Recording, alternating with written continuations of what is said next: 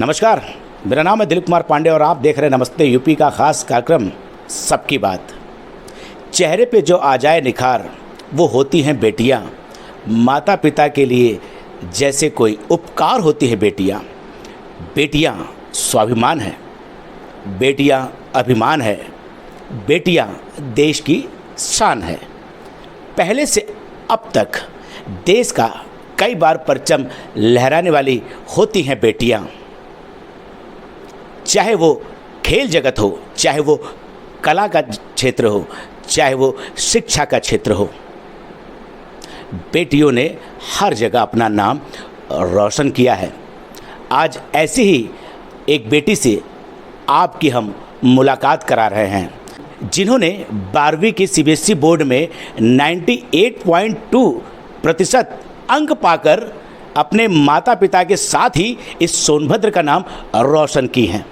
चलिए उनसे और उनके माता पिता से बात करते हैं कि कितना आसान और कितना मुश्किल रहा यहाँ तक आने के लिए और आगे का क्या सफ़र है इनका। आपका नाम? मेरा नाम शुभी सिंह है। शुभी सिंह जी, सबसे पहला सवाल ये है, एग्ज़ाम में 1-2 घंटा सो लेती थी कि नहीं? नहीं, मैंने लगभग सारे एग्ज़ाम्स बिना सोए दिए हैं। मुझको क्लास 6 से याद थी रात भर जग के पूरे एग्ज़ाम देने की, और एक्चुअली एंजाइटी की वजह से अगर मुझे 2-3 घंटे सोने के लिए मिल भी जाते तब भी नींद तो आती नहीं थी। मतलब मैं सही हूँ, आप सोती नहीं थी 4-6 घंटे, औरों की तरह की 4-6 घंटे सो ले, थोड़ा माइंड मेरा फ्रेश हो जाए? नहीं, मैंने लगभग सारे ही एग्ज़ाम्स बिना सोए दिए हैं। कितना मुश्किल रहा इतने अंक प्राप्त करके? आपको लग रहा था कि कहीं पीछे आ जाऊंगे आगे? क्या एक लक्ष्य बना हुआ था? हाँ, मेरा लक्ष्य तो 100% का ही था। मैं अपने इस नंबर से भी उतना खुश नहीं हूँ। मेरी क्षमता इससे ज़्यादा लाने की थी, पर जो भी आए उससे वो भी भगवान की देने, खुशी है मुझे उससे। क्या सोच रही हैं, क्या करने वाली हैं आगे चल के? सोनभद्र की जगह आगे भी अपने देश के लिए कुछ करना चाहती हैं? क्या बनने का प्लान है आपका? मेरा आगे चल के आईएएस का एग्ज़ाम देने का है, यूपीएससी का। लेकिन अभी ज़्यादा मेरा फोकस, क्योंकि मैं कॉमर्स स्ट्रीम से हूँ, तो एमबीए पे है। अगर मेरा उस तरफ इंटरेस्ट आता है तो फिर मैं ज़रूर आईएएस का एक बार सोचूंगी। अच्छा, आप ये बताइए मुझे, जैसे कि और भी क्लास में आपके साथ पढ़ने वाले हैं, लगता था कि कोई ऐसा लड़का या लड़की है जो कहीं मुझसे ज़्यादा पा ना जाए, इसलिए ज़्यादा पढ़ाई करती थी? या मुझे कभी से किसी से जेलसी तो नहीं रहा, लेकिन हाँ, स्कूल में कंपटीशन ज़रूर रहा, और एक इस बात का डर रहा कि स्कूल के जितने एग्ज़ाम्स होते हैं 12th में और इवन 11th में भी, मैं सब में हाईएस्ट ही रही। तो एक इस बात का डर हम लोग को ज़रूर था कि ऐसा ना हो कि आखिरी एग्ज़ाम में कोई मेरे से आगे निकल जाए। तो बस वही डर मुझको हमेशा अपने गोल पे फोकस रहने में हेल्प किया। सबसे ज़्यादा किस सब्जेक्ट में मुश्किल आई? सबसे ज़्यादा मुझे मैथ्स में ऑब्वियसली डिफ़िकल्टी आई, क्योंकि मैथ्स के उतने अच्छे टीचर से मेरा वो नहीं हो पाया। बाकी क्योंकि मेरे अकाउंट्स में बहुत अच्छा था, तो थ्योरी सब्जेक्ट्स में ईज़िली संभाल सकी। अच्छा, आजकल क्या होता है कि लोग स्कूल में भी पढ़ते हैं और जाके ट्यूशन भी करते हैं, तो आप भी ट्यूशन कहीं ना कहीं कर ही रही थी? मैंने सिर्फ एक सब्जेक्ट का ट्यूशन किया है, अकाउंट्स का, और थैंक्स टू मेरे अकाउंट्स के sir Mawandiya sir, mister Ajay Mawandiya, वो बहुत ही अच्छे टीचर हैं, और उन्हीं के हेल्प की वजह से मैं इतना अच्छा कर पाई। देखिए सर, आपकी तारीफ़ हो रही है, ठीक है, ऐसे ही और बच्चों को आप पढ़ाते रहें, उनको आगे बढ़ाते रहें तो काफ़ी अच्छा रहेगा। अच्छा, ये बताइए आप जो है कि और सब्जेक्ट में आपको कभी दिक्कतें, मैथ में दिक्कत आपको आती रही, तो इस मैथ में आपको कितना % मिला? मैथ्स में मेरा 92 आया है आउट ऑफ 100। इवन मैथ्स में मेरा पूरे डिस्ट्रिक्ट में हाईएस्ट ही है, बट स्टिल मेरे कैपेबिलिटी के हिसाब से मैं अपने मैथ्स के नंबर से खुश नहीं थी।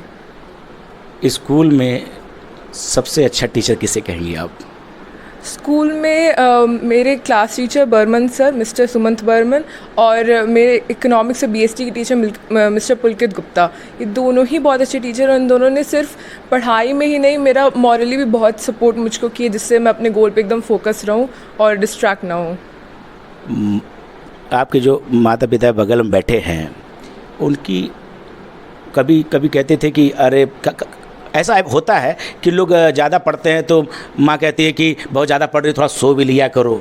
ऐसा कभी होता है कि ऐसे बातों में डांटी है, या कभी तो माँ बाप कहते हैं कम पढ़ते हैं तो डांटते हैं, आप ज़्यादा पढ़ती इसलिए डांटती?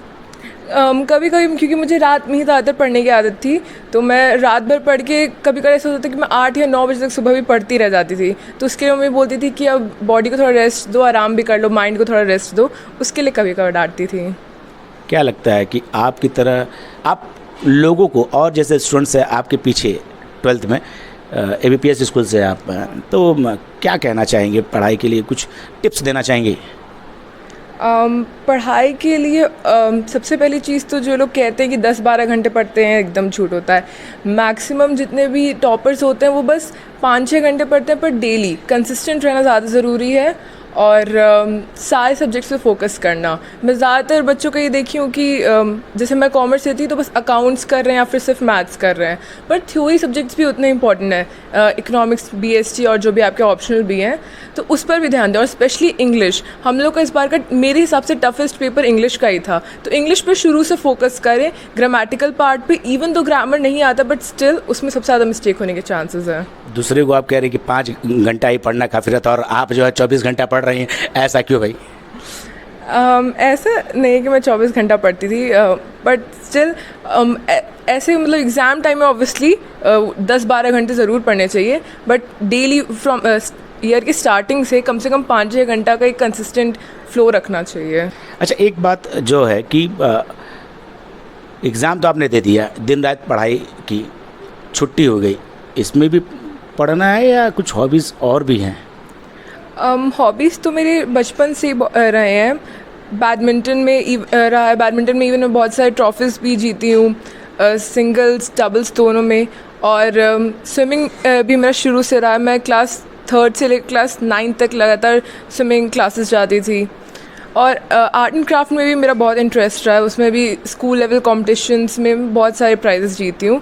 बाकी इधर जब से 11th-12th आया है तब से थोड़ा सा बच्चों को इन सब चीज़ों के लिए टाइम कम मिलता है, बट उसमें भी मैं आर्ट एंड क्राफ्ट के लिए ज़रूर ऐसा कोशिश करती थी कि उसके लिए भी टाइम निकले, क्योंकि वो बहुत स्ट्रेस बूस्टर भी होता है। सिर्फ पढ़ाई नहीं कर सकते, कुछ और भी हॉबीज़ होना बहुत ज़रूरी है।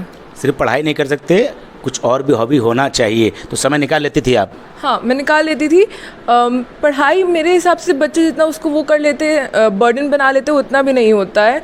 और हाँ, सबका अपना टाइम भी लगता है, किसी को वही चीज़ पढ़ने 5-6 घंटा लगता है, किसी को 10-12 घंटे लगते हैं, बट स्टिल 1-2 घंटा तो निकाल ही सकते हो, एक दिन में नहीं तो कम से कम हफ्ते में 1-2 घंटा। तो इस 2 महीने क्या करेंगी? पढ़ाई? अभी तो मेरा CUET का एग्ज़ाम है इसी महीने 28 को, बट उसके बाद मेरा 3 महीने का कॉलेज जाने तक का गैप होगा, उसमें मैं ज़रूर अपना जिम क्लासेस, बैडमिंटन और जितने मेरे हॉबीज़ थे उसको रिज्यूम करूँगी। सुबी सिंह का सपना क्या है? मेरा सपना फाइनेंशियली मैं नहीं कहूँगी मुझको बहुत ज़्यादा एकदम फाइनेंशियली बहुत अच्छा करना है, बट हाँ, कंट्री के लिए ज़रूर कुछ करना है। और किसी भी तरह कहीं भी मैं किसी भी फील्ड में जाऊँ तो बायस्ड नहीं रहना है, किसी भी बेसिस पे, कास्ट, रिलीजन, जेंडर, किसी भी बेसिस पे, बस एक अच्छा जिस भी फील्ड में जाऊँ उसमें एक अच्छा लीडर बनना है।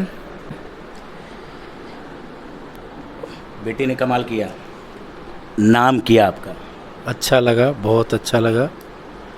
माँ बाप को खुशी होती है इससे, और इसका क्रेडिट मैं बच्चों के साथ साथ हिंडाल्को मैनेजमेंट को देना चाहता हूँ, इसलिए कि सबसे बड़ी चीज़ होती है स्पेस प्रोवाइड। मेरा ट्रांसफ़र रेणुसागर हो गया, हिंडाल्को मैनेजमेंट ने सिंपैथिकली कंसीडर करके इस बच्चे को रेणुकूट में रहने के लिए क्वार्टर दिए। ये मेरे लिए और मेरे ऊपर बहुत बड़ा हिंडाल्को मैनेजमेंट का एहसान रहा, मैं इसको चाहकर भी नहीं भूल सकता। और आज जो भी अचीवमेंट है बच्चे का, उसमें हिंडाल्को मैनेजमेंट का योगदान बहुत बड़ा है, मेरे लिए स्मरणीय है। रात भर पढ़ती थी, डांटा कभी आपने? नहीं, डांटती नहीं थी, प्यार से बोलते थे बेटा थोड़ा आराम कर लो। तो आराम करती थी कि बस पढ़ती रहती थी? पढ़ती रहती थी, ये अपनी पूरा धुन में रहती है। अच्छा लगा आपको? बहुत बहुत अच्छा लगा। तो लोगों के लिए क्या कहना चाहेंगे? बस बच्चे का माँ को एक अच्छा वो बनना चाहिए केयर करने वाला, उनकी भावनाओं को समझने वाला, उनकी खुशियों को समझने वाला, उनकी परफेक्ट एकदम सेविका बन के हम रहें और ऐसे ही बच्चे को रहना चाहिए और विश्वास करना चाहिए बच्चों पे। अच्छा, जैसा इन्होंने कहा कि IAS बनने का ये सोच रहे हैं, IAS, तो कभी कोई दबाव आप सोचती हैं कि आपका मन कह दे कि नहीं MBA कर लो या कुछ और कर लो, IPS कर लो, आप कभी कहीं भेजने की फिराक में रहती हैं? नहीं नहीं, हम नहीं भेजने के फिराक में रहते हैं और पता नहीं दबाव अपना? नहीं नहीं, कोई दबाव नहीं से। आप कहीं भी जाओ? हाँ, पूरा बच्चे पे पूरा फ्रीडम रखें और वो रखें कि बस गलत मत करना, एकदम अपना को निखारो, ज़िंदगी में असली सुख पाना है तो। अक्सर बेटियों को कहा जाता है कि जन्म लेने के बाद कुछ लोग चेहरे उदास कर लेते हैं कि बेटी हो गई तो ये होगा, ये बोझ होगा, ये करना होगा, ऐसा करना होगा। क्या कहना चाहेगा उन लोगों के लिए? बेटियां लक्ष्मी होती हैं। मेरी वाइफ ने बेटी को दुर्गा माँ से मांगा, बहुत तपस्या के बाद ये आई और बेटी ही मांगी और बेटी ही भगवान दिए। जब इसकी जन्म हुआ था हिंडाल्को हॉस्पिटल में, तो बेटी होने के नाते डॉक्टर प्रमोद हमसे पूछे कि DP तुमको क्या चाहिए, बेटा चाहिए कि बेटी? हम बोले सर हमको बेटी चाहिए। तो लो तुमको बेटी हुआ है। और उन्होंने अप्रिसिएट किया। बेटी ही, बेटा से ज़्यादा सुख बेटी देती है आज के दिन में। और बेटी माँ दुर्गा, माँ लक्ष्मी, जितनी माताएं हैं उनका रूप है। इनके बिना ज़िंदगी सफल हो ही नहीं सकता। इनके बिना जीवन सफल हो ही नहीं सकता। और इन्होंने, इनके घर में जो बेटी है, उन्होंने नाम रोशन कर भी दिया एक बेटी होने के नाते। कैसा लगता है कि जब लड़कों किसी घर में लड़की और लड़कों की जहाँ तारीफ़ होती है, वहाँ लड़कियाँ को फिर कैसा लगता है? मेरे घर में तो मुझको कभी ये चीज़ फील नहीं हुआ, ये जेंडर के बेसिस वाला डिस्क्रिमिनेशन ना कभी अपने इवन फैमिली, पूरे फैमिली में, मेरे पापा की साइड से, मेरी मम्मी के साइड से। पर जहाँ भी ये चीज़ होता है जेंडर के बेसिस पे discrimination, I don't think so ये 21st सेंचुरी में कहीं भी अब वैलिड है, क्योंकि मैक्सिमम एरियाज़ में लड़कियाँ ज़्यादा अच्छा कर रही हैं, लड़के भी अच्छा कर रहे हैं। पर मुझे नहीं लगता कि किसी चीज़ में लड़कों का एक मतलब फर्स्ट हैंड है लड़कियों से। उनको लगता है कहीं ना कहीं चली जाएंगी बेटियां, लेकिन बेटियां ज़रूर कुछ करती हैं, एक नाम रोशन करती हैं। मैंने पहले भी कहा किसी भी क्षेत्र में वो आगे हैं। तो मेरा यही कहना है कि मन से पढ़ें, अच्छे से पढ़ें, इनके तरह आप भी अपने माँ बाप का नाम रोशन करें। अच्छा, एक चीज़ और मैं पूछना चाहूँगा कि अक्सर फेल होने के डर से लोग कुछ अनहोनी करने जाते हैं। आपको नहीं लगता कि ज़िंदगी में कई मौके मिलते हैं आदमी को लड़ने के लिए, जीतने के लिए? तो क्या वही एक रास्ता है कि आदमी कुछ कर बैठे? नहीं, ये गलत सोच है। जितनी चीज़ें होती है, बच्चे अच्छे करते हैं, अच्छा नहीं कर पाते हैं, इसमें प्रभु का भी कहीं ना कहीं योगदान होता है। सबको अपनी अपनी नसीब और किस्मत दे करके भगवान ने भेजा है। किसी को कुछ दिए हैं, किसी को कुछ दिए हैं, लेकिन देते सबको हैं। इसलिए ये स्टेप गलत होता है। बच्चे, जो भी बच्चे हैं, डिप्रेशन में कभी ना जाएं। चलिए, एक क्षेत्र में उन्होंने अच्छा नहीं किया, लेकिन दूसरा क्षेत्र उनके लिए खुला है, वो और किसी और क्षेत्र में अच्छे कर सकते हैं और अपनी ज़िंदगी को सफल बना सकते हैं। गलती ना करें, मौका ज़िंदगी में 12 मिलता है। जो माँ बाप चाहते हैं कि उनके बच्चे थोड़ा अच्छा करें, इसका ये मतलब नहीं कि आप अगर फेल हो ज़िंदगी में तो उसके लिए कोई गलत कदम उठाएं, क्योंकि माँ बाप बड़ी मुश्किलों से आपको पालते हैं, पोसते हैं, बड़ा करते हैं। वो नहीं चाहते कि आपकी नज़रों से, उनकी नज़रों से आप कभी दूर हों। तो ध्यान रखें, पढ़ाई में जैसे लड़ाई में हार जीत लेते हैं, वैसे पढ़ाई में भी आगे पीछे चलता रहता है। देखिए क्या कहना चाह रही हैं? मेरी बेटी 0 क्लास मतलब LKG से ही टॉप पर रही और एकदम जो LKG में थी वो और करके एकदम दिखा दी। ये विश्वास हमको इसके बचपन से ही था कि मेरी बेटी कुछ दुनिया में और ये मेरी बेटे से 12 साल छोटी है। माँ भगवती के साथ साथ हम उनसे आशीर्वाद मांग के, वरदान मांग के इनको लाए। तो इसके में एक अलग तेज बचपन से देखे, और सारे टीचर और मेरा आत्मा यही बचपन से सब टीचर इसको बोले कि लड़की बड़ी होकर IAS ऑफिसर बनेगी। और शायद आज वो संकेत हमको ये इंटर का करके दिखा दी कि मेरी बेटी जिला में जैसे की है वैसे ही जिला में भी वैसा अपना नाम आगे देश में भी आगे नाम रोशन देश नाम रोशन करेगी। और ये पूरा माँ भगवती की कृपा है, और कि उन्होंने हमारी किस्मत में ऐसी अनमोल बेटी दी कि जो मेरे पूरे कुल खानदान का नाम रोशन कर दी। ऐसी बेटी बहुत तप की, बहुत भाग्य से मिलता है। हमको अपनी बेटी पे बहुत गर्व है, बहुत गर्व है। बहुत भाग्य से मिलती हैं ऐसी बेटियां। अच्छा, जैसे आपके पिताजी से जिसे मैंने पूछा कि कभी कभी मार्क्स कम आ जाते हैं तो आदमी थोड़ा कहता है मैं परेशान हूँ, ये हूँ, कभी आपको लगा कि कहीं कम मार्क्स आएंगे तो पापा मम्मी डांटेंगे या बोलेंगे? मुझको डांटने का डर नहीं था, उनसे ज़्यादा तो मैं खुद ही को, मतलब वो अगर मेरे कम नंबर आते तो मैं खुद ही में कभी अपने आप को अच्छा नहीं, भले ही मैं लाइफ में आगे कितना भी अच्छा कर लेती, पर 12th का हमेशा एक रिग्रेट रह जाता कि मैं अच्छा कर सकती थी फिर भी नहीं की। पर मुझे लगता है जहाँ तक बच्चे डिप्रेशन में जाते हैं उसका बहुत रीज़न फैमिली के थ्रू भी आता है, क्योंकि फैमिली वाले प्रेशराइज़ करते हैं, फिर वो सपोर्ट नहीं करते हैं बच्चों से उतना एक्सपेक्ट करते जितना वो एक्चुअली नहीं हो केपेबल है। मतलब किसी के दूसरे के बच्चे से कंपेयर करके अपने बच्चे को प्रेशराइज़ नहीं करना चाहिए। मेन वही रीज़न है मैक्सिमम बच्चों के डिप्रेशन में जाने का। प्रेशर नहीं करना चाहिए, लेकिन ये बच्चों को भी सोचना पड़ेगा, हंसते खेलते ज़िंदगी बितानी चाहिए और सूबी सिंह की तरह अपने माँ बाप, अपने ज़िले, अपने देश का नाम करना चाहिए। आज के लिए बस इतना ही। हमारे चैनल को लाइक, शेयर, सब्सक्राइब करना बिल्कुल ना भूलें और साथ ही कमेंट करना ना भूलें। तब तक के लिए नमस्ते यूपी।